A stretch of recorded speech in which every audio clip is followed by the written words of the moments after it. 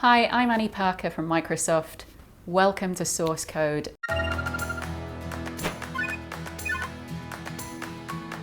Welcome to our guest today, Mary Spio, the CEO and founder of Ceek. Mary, welcome. Thank you. Thank you so much. So tell us a little bit about Ceek. What's the business do? So Ceek, we are a streaming platform for virtual events and experiences. So think of us as a Ticketmaster for virtual events and experiences. So we deliver to all different platforms. So virtual reality headsets, traditional desktop, we're omni device. So whether you want to see a concert in 360, or if you want to go to a conference in 360, that's basically what we deliver. Most of our content is delivered in 360 VR. Cool. And how long's the business been going for? So the business has been since 2016. And this isn't your first startup, right? It's not. It's not my first time of the rodeo, so to say. I've had some experience. Actually, I've had quite a bit of experience with startups. So what made you start a startup in the first place? Where did that desire come from?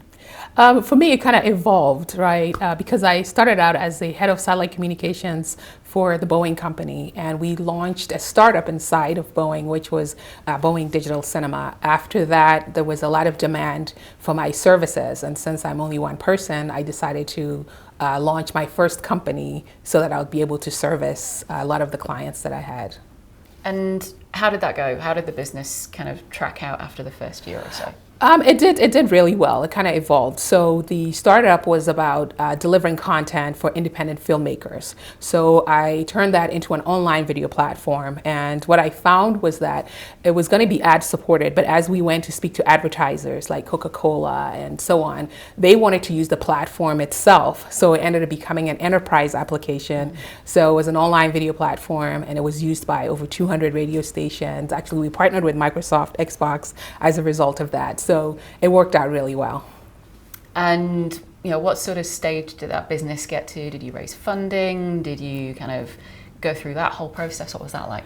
So it was, the success of the business was also its doom, if you will, in the sense that we were doing really well, growing very quickly. So we decided to raise capital, which is when I decided to bring in an investor who felt as if having a startup with a female founder was not exactly what he wanted to do. So he came in, replaced myself with a male founder who he thought would be more, Silicon Valley, more appropriate for Silicon Valley. So that sucks, right? It does. So how did you deal with that? What did you I guess, sort of the practical response as well, you're the investor, but that must have hurt a little. It did. Initially, it was a lot of ice cream, but after that, I looked at it and said, you know what, I'm going to go back to work. So I started looking at different companies, and it was through that process that I actually came across virtual reality. And then I said, you know what, I think that once you're an entrepreneur, your mindset kind of shifts.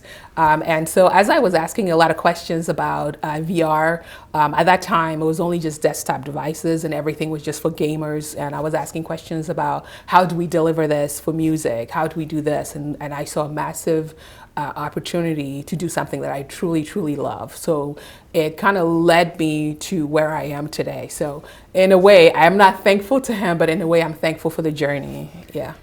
Interesting point you just flagged there of you went back to work, but did you find that a bit more of a challenge after you'd been a founder and running your own business for a little while?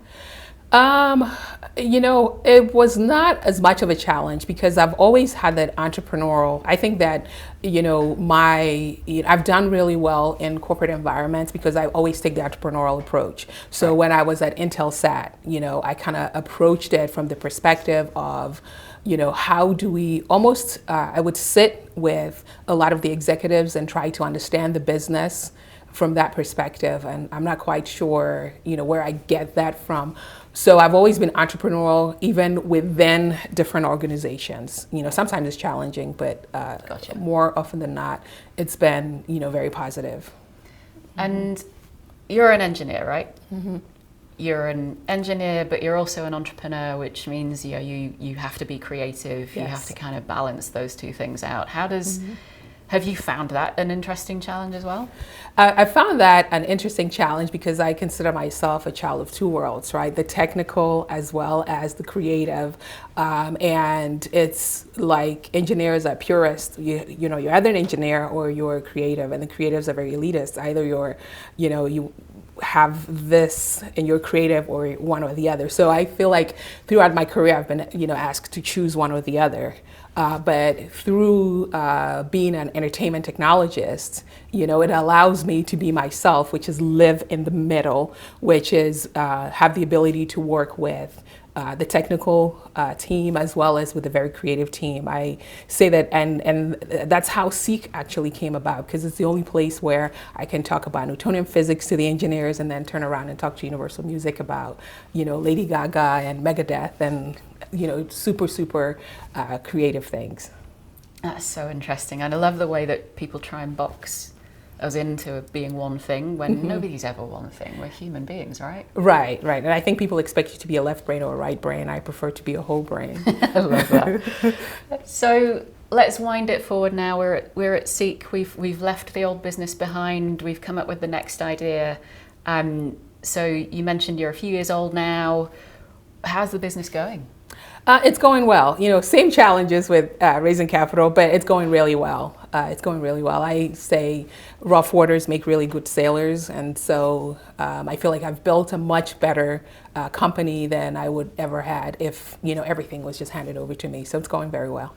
So on that point, if you were to kind of look back, do you think that you were able to raise the amount of funding that you needed for Ceek, or do you think that there's still some perhaps issues out there in VC land where they're still not funding female founders?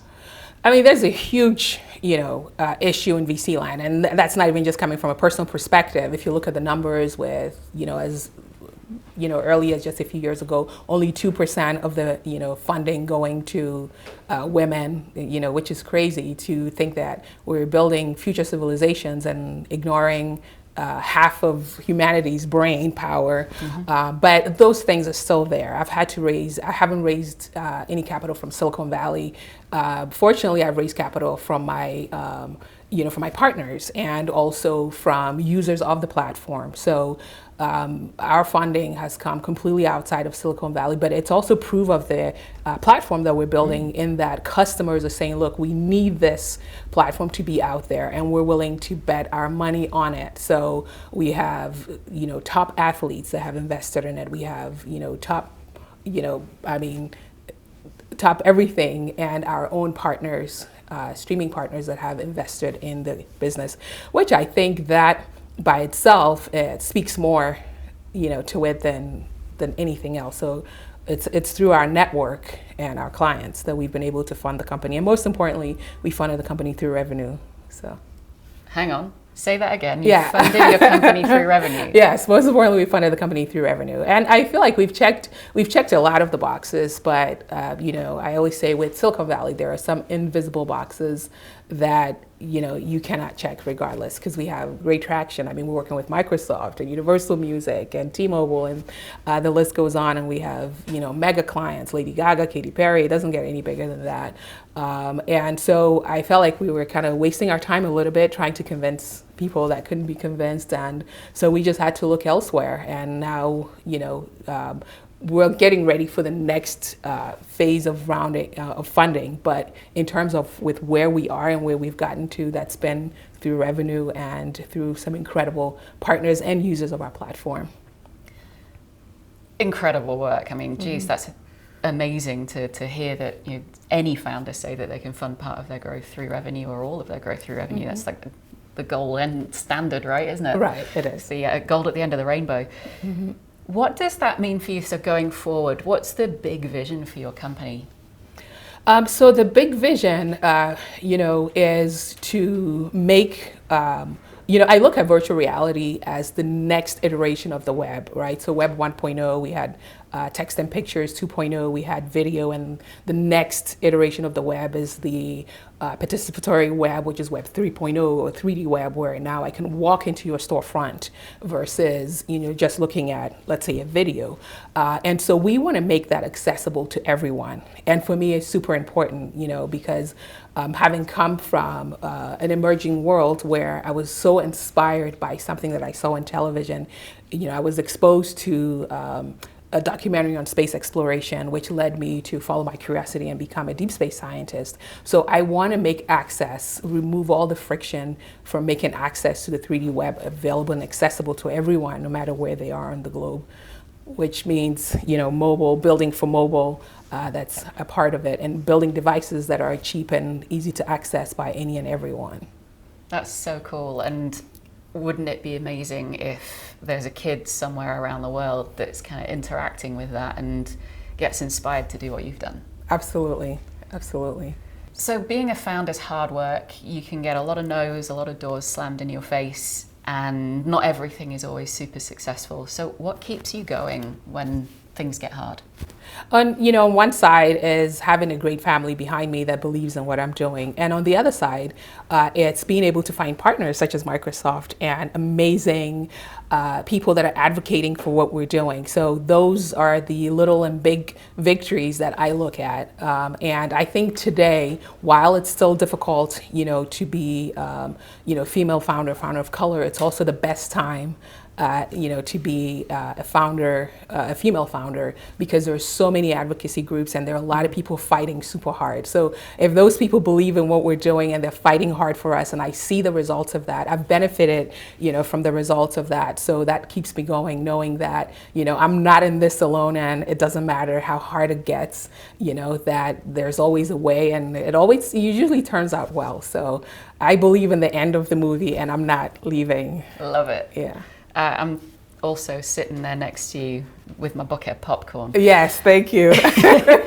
So when you decided on this kind of founder career, what did your parents think? Interestingly enough, my mom has never had a job. She's always been an entrepreneur. She was, actually, I was counting money when I was 3 years old. I just didn't know that I would become one, because they always wanted me to take the traditional path of, go be, actually, engineering wasn't in the path, but they wanted me to be a nurse, doctor, lawyer, something. And so I think that it was kind of in my blood. I didn't even realize it. So I kind of saw her going through her, everything that she was doing.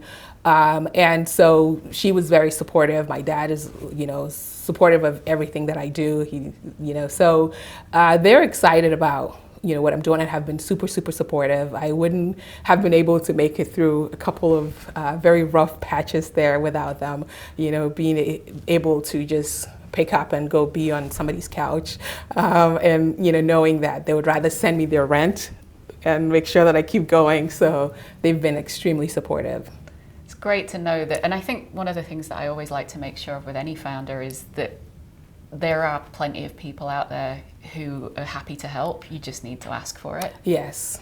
And asking for it can sometimes feel like a bit of a failure, but it's just not true, is it? Exactly. And that's one thing too that has been super helpful is, it took me some time, but I realized that, wow, you get more yeses than nos when you ask, and a lot of times too, what I've discovered is, for example, recently I went to see, one of my colleagues, and I said to him, look, I'm having these challenges with, raising capital. And he was like, wow, I thought everything was good. I didn't realize that you were having these issues, and I can introduce you to so many people. And that's exactly what he did. He made some amazing introductions. He has a bigger network. And so I think that it's super important to ask, because a lot of times nobody's going to offer help to you if they don't know that you need it. So true. And to your point as well, most of the times when people ask for help, you kind of always get it, don't you? Yeah, absolutely. Because I think people kind of feel bad about saying no, especially when they know you're trying really hard. So even if they can't help you, chances are they're going to, put you in touch with someone who can help. So much has come out from this conversation that's super helpful, I'm sure, to many founders around the world. And thank you for sharing everything that you have. But Before we wrap, what other pieces of advice do you have for founders out there that might be watching today? I think, one thing that kind of stands out to me is as you're building your business, as you're building your startup, you kind of have to think about what position in the world do you want, and I summarize this thing that my dad said to me a long time ago about, like, in life, there are, two things that you'll be remembered for. One is the problems that you solve, and the other is the problems that you create. And there are a lot of good problems in the world. Pick some good ones to solve. And that's the same thing with startups. If you want to, be able to impact the world, you have to decide what problem you want to solve and who you want to solve that for. And if there are enough people that need that problem solved for them, then you're going to do well. I guess they call those moonshots. These are problems that can affect 1 billion people, which is basically something to look at. Just start with your community and then to the world at large. So find some good problems to solve with your startup, with your talents, skills, passions, all of that. Fantastic. Thank you so much for everything you've shared today, Mary. It's been a great pleasure to meet you. Thanks for watching, folks. My name's Annie Parker from Microsoft, and this has been Source Code.